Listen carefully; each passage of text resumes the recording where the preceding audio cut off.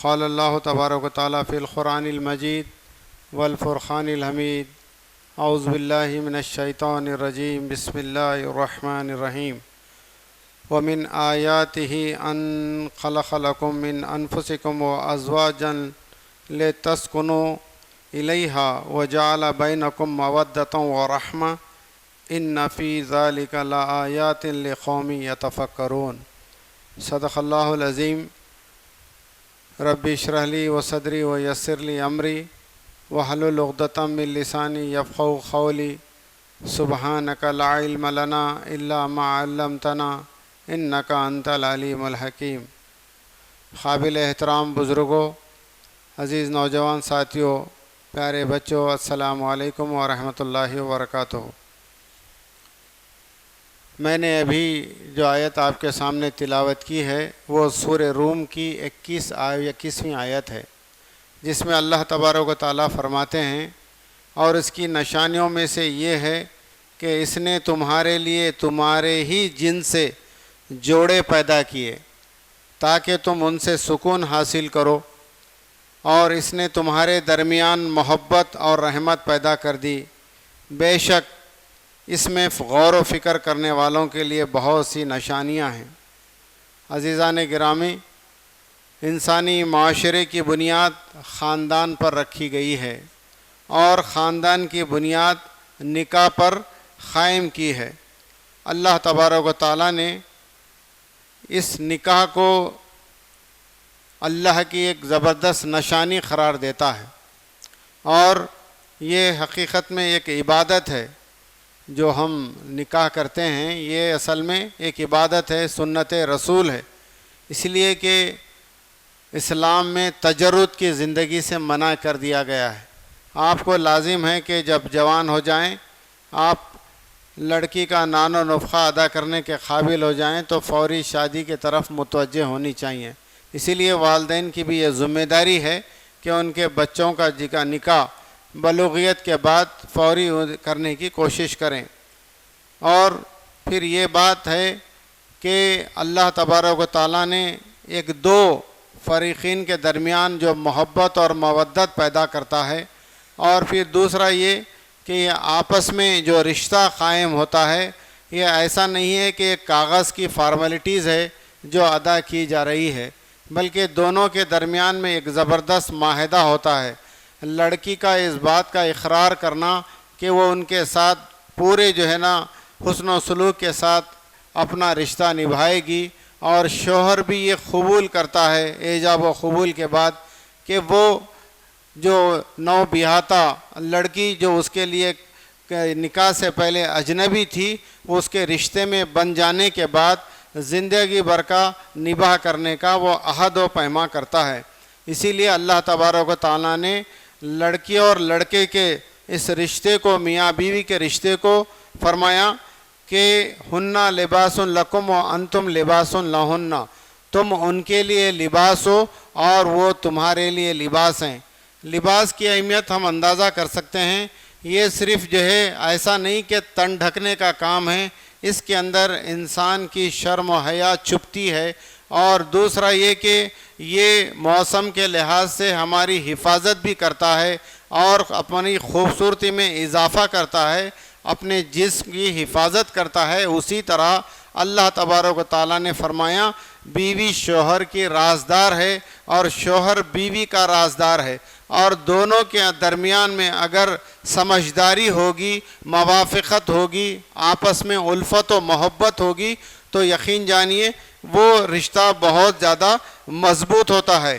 اور پھر اللہ تبارک و تعالیٰ نے فرمایا یہ صرف قول و قرار نہیں، بلکہ سورہ نساء کے اندر بتایا گیا وَأَخَذْنَا مِنْكُمْ مِيثَاقًا غَلِيظًا، یعنی میثاقاً غلیظا کے مطلب یہ کہ ایک بہت ہی مضبوط معاہدہ ہے، بہت ہی مضبوط وعدہ ہے جو اس وقت نکاح کے موقع پر کیا جاتا ہے۔ تو اس لیے اللہ تبارک و تعالیٰ نے فرمایا یہ شوہر پر یہ کیا کیا ذمہ داریاں ہیں اور بیوی پر شوہر کے کیا حقوق ہیں، ہم تھوڑا سا تفصیل سے معلوم کرنے کی کوشش کریں گے۔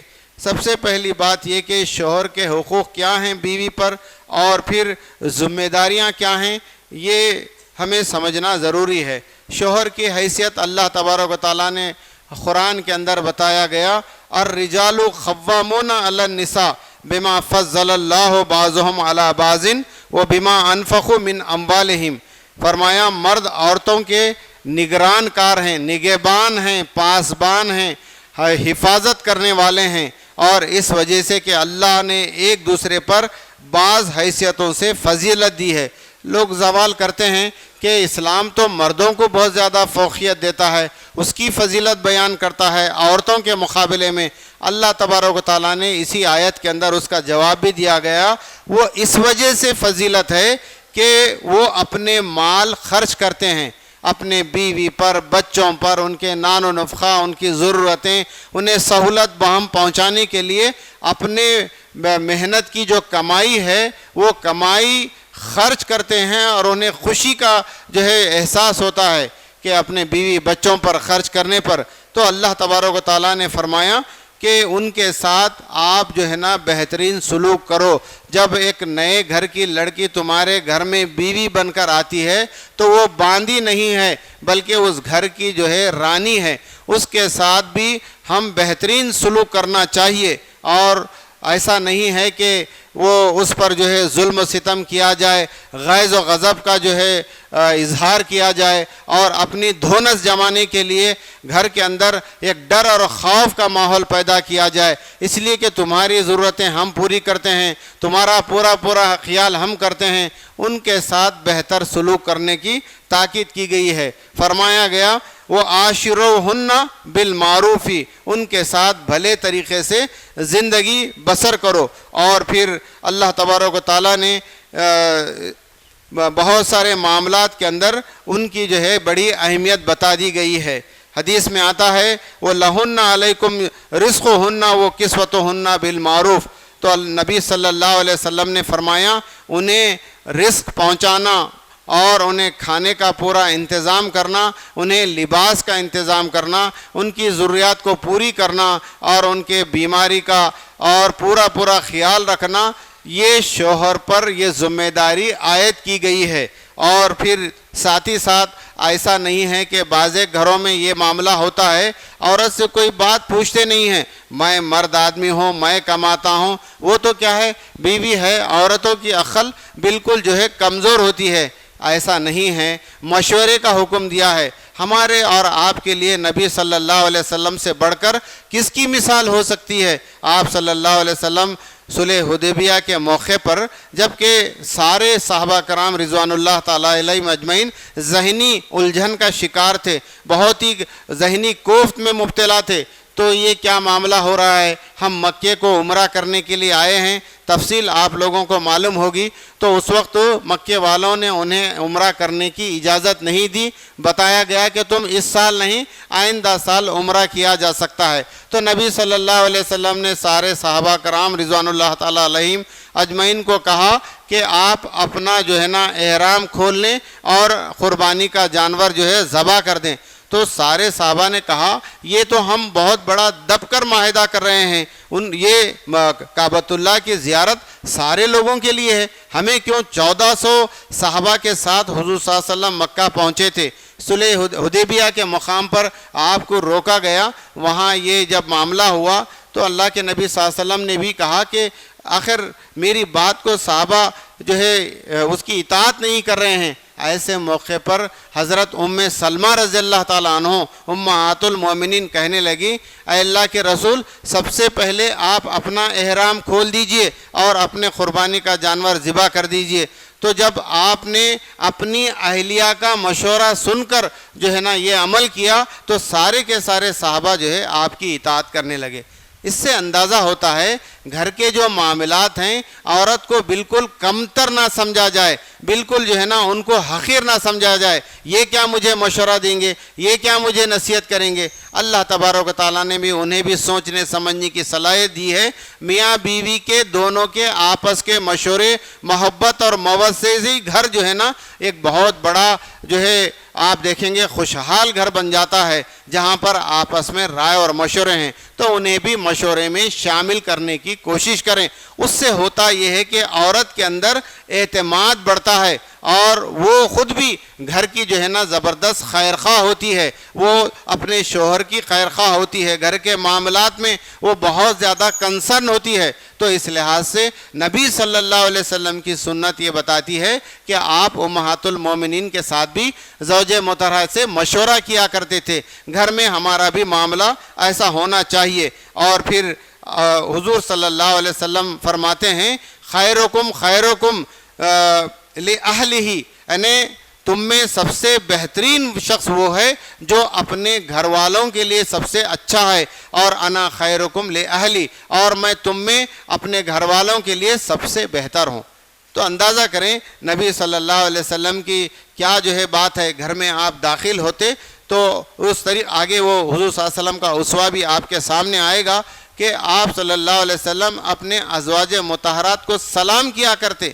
ہمارا یہ معاملہ نہیں ہے، ہم بالکل کمتر سمجھتے ہیں، یہ کیسے ہو سکتا ہے، وہ تو ہماری باندی ہے، ہماری غلام ہے۔ تو اس طریقے سے یہ ذہن کو ہٹا دیں، یہ جب آپ گھر میں داخل ہو تو سلام جو ہے کریں، اور بچے ہو کہ اپنی اہلیہ ہو، اس سے سلامتی کی دعا آپ دے رہے ہیں، اپنے اہل و عیال کو سلامتی کی دعا دے رہے ہیں۔ یہ نبی صلی اللہ علیہ وسلم کی سنت ہے، اور یہ سنتوں پر اگر آدمی عمل کرتا ہے، زندگی اس کا گھرانہ کیسے جنت نما بنے گا، کیسے خوشحالی اس کے گھر میں آئے گی۔ ہمارے گھر میں داخل ہونے پر ہمارے بیوی اور بچوں کے چہروں پر مسکراہٹ آنی چاہیے۔ ایسا نہیں ہے کہ مارے خوف کے بچے کونے میں دبک رہے ہیں اور بیوی کپ کپا رہی ہے، پتہ نہیں کیا جو ہے نا غصہ آتے ہیں، کیا ہم کو بولیں گے۔ یہ جو ہے نا اچھے اخلاق کا نمونہ نہیں ہے۔ نبی صلی اللہ علیہ وسلم کی سنت اور آپ کا اسوہ ہمارے پاس موجود ہے، اور اسی کی روشنی میں جو باتیں میں آپ کے لیے بتا رہا ہوں، تو فرمایا گیا کہ نبی صلی اللہ علیہ وسلم نے تم میں سے بہترین شخص وہ ہے، اللہ کے نزدیک پسندیدہ وہ ہے جو اپنے گھر والوں کے لیے سب سے بہتر ہے۔ تو ہمارے آنے پر ان کے چہروں پر خوشی ہونی چاہیے اور وہ ہمارا استقبال کرے، تو یہ ہمارا معمول ہونا چاہیے۔ جہاں مرد کے لیے اور شوہر کے لیے جو بیوی پر جو حقوق بتائے گئے ہیں بیوی کے لیے، اور اسی طریقے سے بیوی کے بھی حقوق اور ذمہ داریاں ہیں، شوہر کے تئیں ان کا کیا فرض ہے۔ فرمایا گیا وہ اپنی عزت نفس کا خیال رکھے، اور پھر نیک اور صالح رہے، اور اچھے اخلاق و کردار اس کے اندر ہونی چاہیے۔ اور اس کے لیے خوشخبری یہ بتائی گئی حدیث میں کہ اذا صلت المراتی خمسہا وہ سامت شہرہا وہ حافظاتی فرجہا وہ اطاعت زوجہا خیل لہا ادخل الجنت من ای ابواب الجنتی شیطا۔ تو مسند احمد میں یہ حدیث آئی ہے، فرمایا گیا جو عورت 5 وقت نماز ادا کرے اور پھر جو ہے نا رمضان کے روزے رکھے 1 مہینے بھر کے، اور اپنی شرمگاہ کی حفاظت کرے اور اپنے شوہر کی اطاعت کرے، اس کے لیے یہ فرمان ہے کہ جنت کے جس دروازے سے چاہے وہ داخل ہو جائے۔ بتائیں، عورتوں کو بتائیں، یہ احادیث مبارکہ پڑھ کر سنائیں۔ آپ خالی اٹھتے ہی جو ہے لکڑی لے کے پیٹنے کی کوشش کریں گے تو یہ جو ہے اس کے نتیجے ہیں، ڈرا رہے ہیں، دھمکا رہے ہیں، فوری طور پہ مارنے کی کوشش کر رہے ہیں۔ یہ طریقہ غلط ہے۔ اصل میں ہمارے اندر وہ تبدیلی آنی چاہیے، ہم جو ہے نا ایک بہترین اخلاقی نمونہ پیش کریں، پھر عورتوں کے ہاں آخری صورت ہے وہ کہ جو ہے آدمی اپنی زندگی سے الگ کر دے، اس کے ایک طریقے ہیں، وہ ایک مرحلہ وار، مگر اکثر و بیشتر گھر کے اندر جو مسائل جو پیدا ہوتے ہیں، جو آخری درجہ بتایا گیا ہے تنبیہ کا، وہ پہلے ہی استعمال کرنے کی کوشش کرتے ہیں۔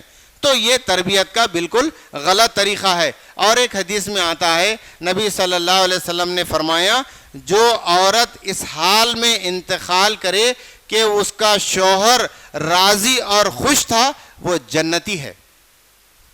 کتنی بڑی فضیلت بتائی گئی، بتائیے آپ، تو اس طریقے سے عورت کو بھی چاہیے کہ اپنی شوہر کی فرما برداری کرے اور اس کی اطاعت کرے اور اس کو ہمیشہ خوش رکھنے کی کوشش کرے. جب گھر میں شوہر داخل ہو تو ایک لمبی فہرست شکوے شکایتوں کی کرنے کے بجائے سب سے پہلے ان میں گھر کے اندر استقبال کریں, ان کی ضرورت کا خیال رکھیں, ان کے کھانے کا انتظام کریں, وقت پر کھانے کا انتظام. یہ ساری چیزیں اگر وہ کفایت شعری کے ساتھ, سلیقہ مندی کے ساتھ گھر کو جو ہے نا پر رونق بناتی ہیں تو دیکھیں آپ گھر کے اندر کیسے خوشیاں آتی ہیں. شوہر کو بھی لگے کہ گھر میں داخل ہونے کے بعد اس کو ایک مسرت ہوتی ہے.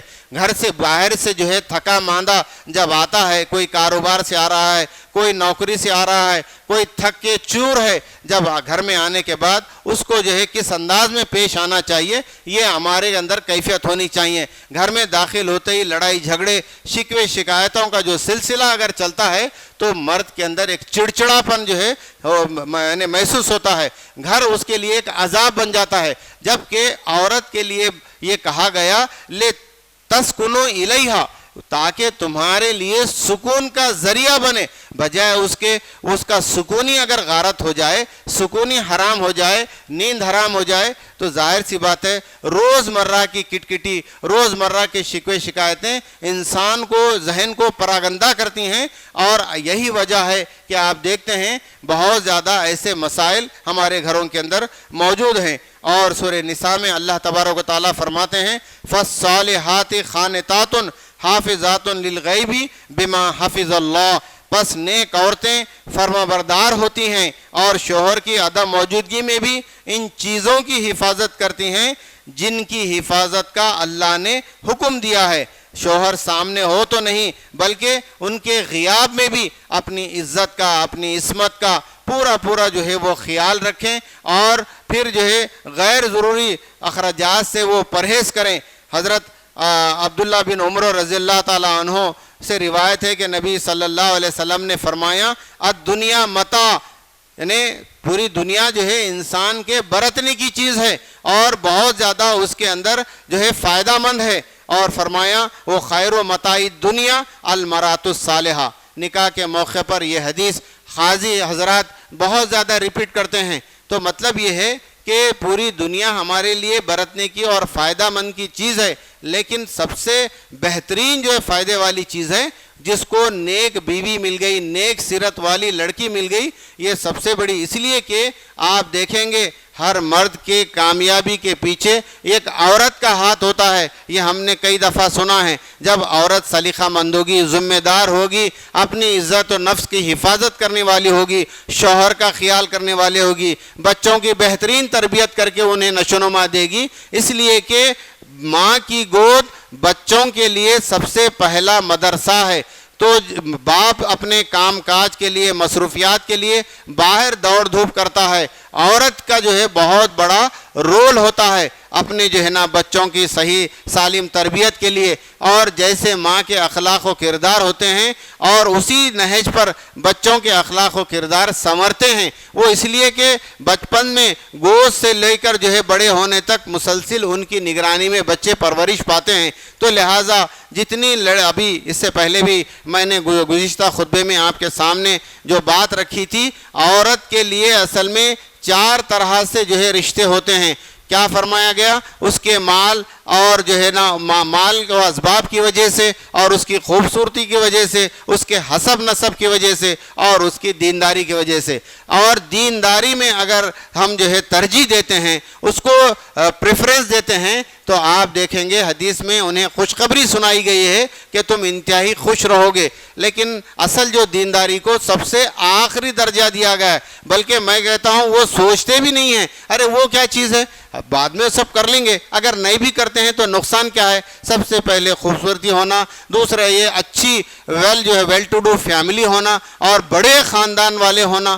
تو یہ جو شرائط کی وجہ سے سالوں لگ جاتے ہیں ڈھونڈنے میں, اور چلا کے جب وہ لڑکی گھر آتی ہے اس کے بعد چند ہی عرصے کے اندر گھر کے اندر جو مسائل پیدا ہوتے ہیں, لڑکے کے ساتھ چخپخ ہو, پھر گھر والوں کے ساتھ. ظاہر سی بات ہے جس معیار کی آپ لڑکی لائے ہیں وہ اپنے معیار سے ہی زندگی گزارنا چاہتی ہے. اب آپ چلا کے اس کو سیدھا کرنا چاہیں گے تو وہ کیسے ممکن ہے؟ تو تو اس لحاظ سے ہماری جو ہے ترجیحات یہ ہونی چاہیے کہ ایسے گھر سے رشتہ کریں جہاں پر لڑکی کے اچھے اخلاق و کردار ہوں، ان کے اندر دینداری ہو. تو یہ تینوں چیزیں جو ہیں، مال ہے ختم ہوگا، خوبصورتی ہے وہ بھی ختم ہوگی، حسب نسب کے اسلام میں تو کوئی اہمیت نہیں ہے. اس لیے کہ اللہ تبارک و تعالیٰ نے فرمایا ان اکرمکم عند اللہ اتقاکم، اللہ کے نزدیک سب سے پسندیدہ اور محبوب بندہ وہ ہے جو سب سے زیادہ اللہ سے ڈرنے والا ہے. کتنے بڑے خاندان کے ہیں آپ، کتنا مال آپ کے پاس ہے، خدا کے نزدیک اس کی کوئی حقیقت نہیں ہے. آپ دیکھیں گے صحابہ کرام رضوان اللہ تعالیٰ علیہم اجمعین کی زندگیاں یہ صرف قصے کہانیاں نہیں ہیں، اصل میں وہ ہماری زندگی کے لیے روشن مثالیں ہیں، تاکہ ہماری زندگی کو وہ جو ہے نا ان کے زندگی کے مطابق ڈھالنے کی کوشش کریں، جس کے اندر نجات ہے، جس کے اندر کامیابی ہے، سکون ہے، اطمینان ہے. اسی طریقے سے انہوں نے اپنے زندگیاں گزاریں. اب موجودہ دور کے اندر جو ازدواجی مسائل ہیں میرڈ لائف کے، وہ آپ کے سامنے میں عرض کروں گا. سب سے پہلا مسئلہ یہ کہ موبائل فون کا بہت ہی بیجا اور غلط استعمال شروع ہو گیا ہے. جب تک آپ کے اندر دینداری نہیں ہوگی، اس کا صحیح یوز نہیں ہوگا، اگر اس کا مس یوز ہوگا تو پتہ نہیں کتنے کل تک جو ہے نا گھر میں آ کر شکوے شکایتیں کرنے پر آدمی کو شک ہوتا تھا، لیکن فون پر کس کو کیا بولا جا رہا ہے، کس سے کیا شکایت کی جا رہی ہے، کتنی غیبتیں کی جا رہی ہیں، اس کا اندازہ نہیں ہوتا. شوہر کو جو ہے اس کا اندازہ نہیں ہوتا. تو اس لحاظ سے موبائل ایک بہت بڑا ہمارے لیے فتنہ بن گیا ہے. اگر اس کا ایسا نہیں کہ وہ حرام ہے، اگر اس کا صحیح استعمال ہمارے لیے بہترین نتائج لا سکتا ہے، اس سے آپ اچھی نصیحت کریں، غلط جو ہے چیزیں اس سے استعمال نہ کریں، تو یقیناً وہ ہمارے لیے بہت زیادہ فائدہ مند بھی ہے اور کارآمد بھی ہے. تو اس کا ہمیں جو ہے خیال رکھنا چاہیے. اور پھر دوسرا یہ کہ ہمارے اندر غصہ اور جلد بازی قطعی نہیں ہونی چاہیے. ایک مرتبہ ایک شخص نے نبی صلی اللہ علیہ وسلم کے پاس آیا اور اس نے کہا کہ اللہ کے رسول مجھے نصیحت کیجئے. فرمایا لا تغضب، یعنی غصہ مت کرو. غصے کے حالت میں انسان کے سر پر شیطان سوار ہوتا ہے. اسی لیے نبی صلی اللہ علیہ وسلم فرماتے ہیں تم میں سے پہلوان وہ نہیں ہے جو کمزور کو پچھاڑ دے، بلکہ پہلوان وہ ہے جو غصے کی حالت میں اپنے آپ کو قابو میں رکھے. کتنے ہی لوگ ایسے ہیں غصے کی حالت میں تھوڑا سا کوئی فرق ہو گیا، جاؤ میں تمہیں طلاق دے دیتا ہوں، اب تمہیں چھوڑنے کا میں نے پکا ارادہ کیا ہے. چاہے آپ غصے کی حالت میں بولیں، کچھ بھی حالت میں بولیں، 3 مرتبہ اگر آپ طلاق دیتے ہیں تو عورت اپنے جو ہے نا نکاح سے وہ خارج ہو جاتی ہے.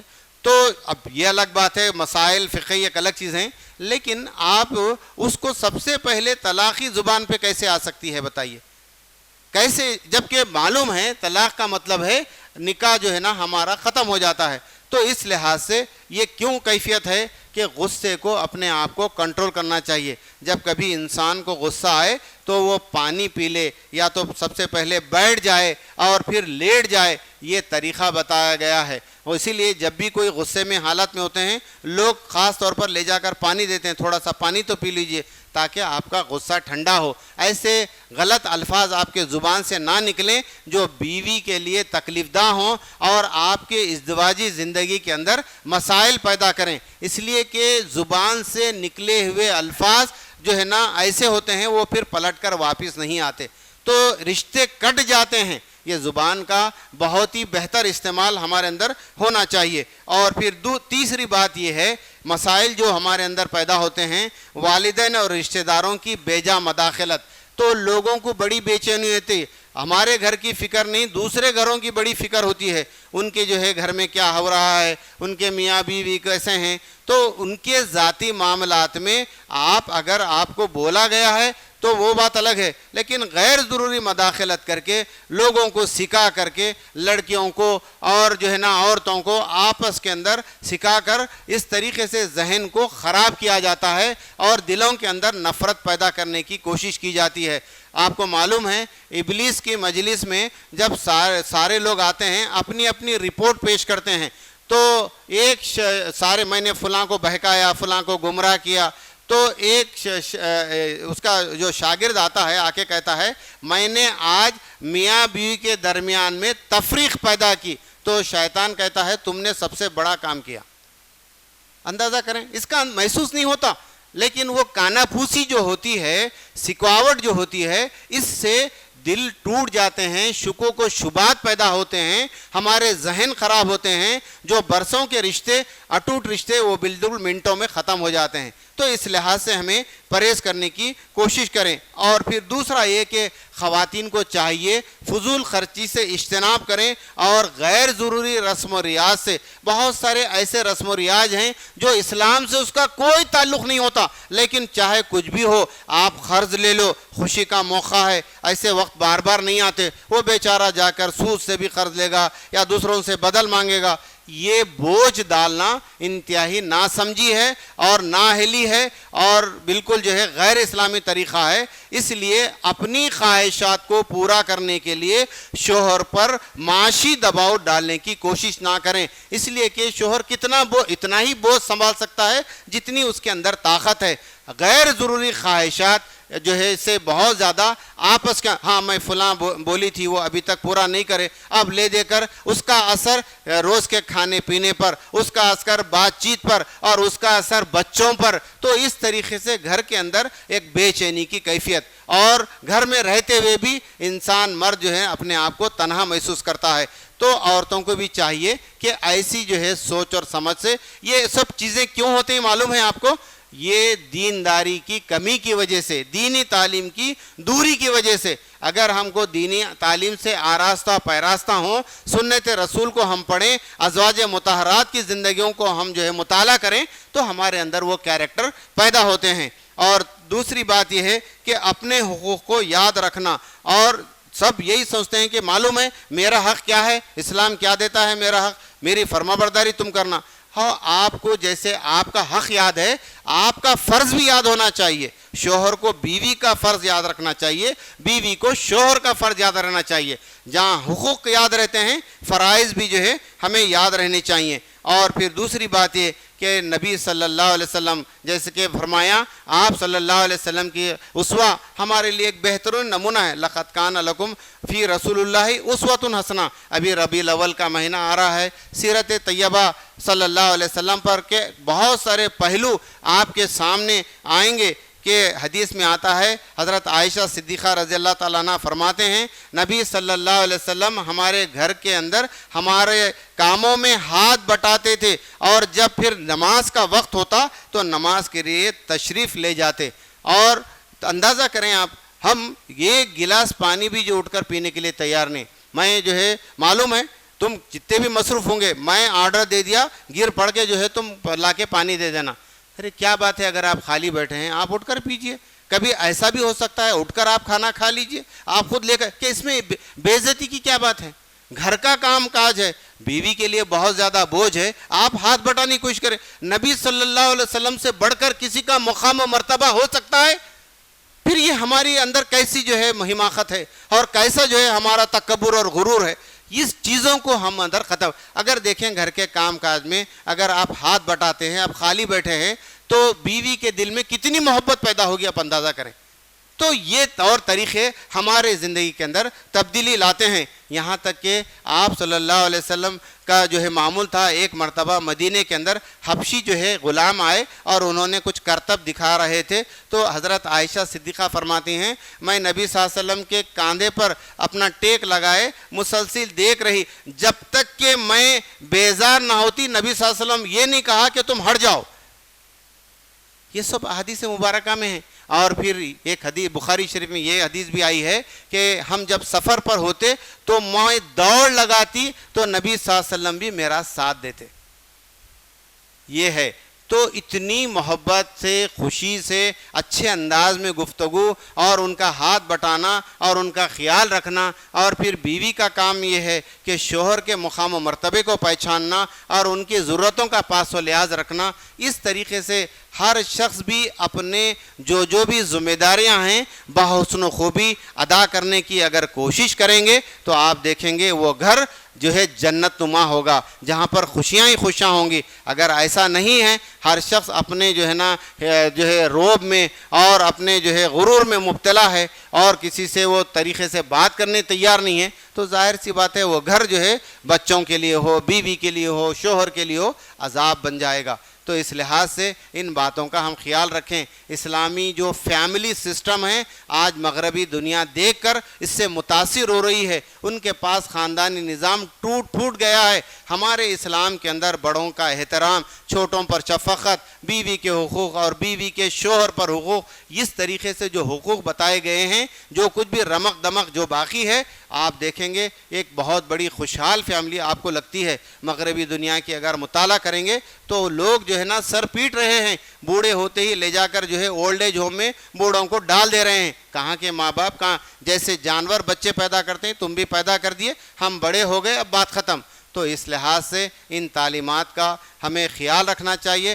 یہ عمل اگر کرتے ہیں تو ہمارا گھر ایک خوشحال گھر ہوگا، دوسروں کے لیے بھی ایک بہترین مثال ہوگا۔ اللہ سے دعا ہے اللہ تعالی ہم سب کو ہمارے گھروں کے اندر خوشیاں نصیب فرمائیں اور ہمارے سارے ازدواجی مسائل کو دور فرمائیں۔ اللہ تعالی ہمارے بچوں کو بھی نیک اور صالح بنائیں اور والدین کا مطیع و فرمانبردار بنائیں۔ وما علینا الا البلاغ، وآخر دعوانا ان الحمد للہ رب العالمین۔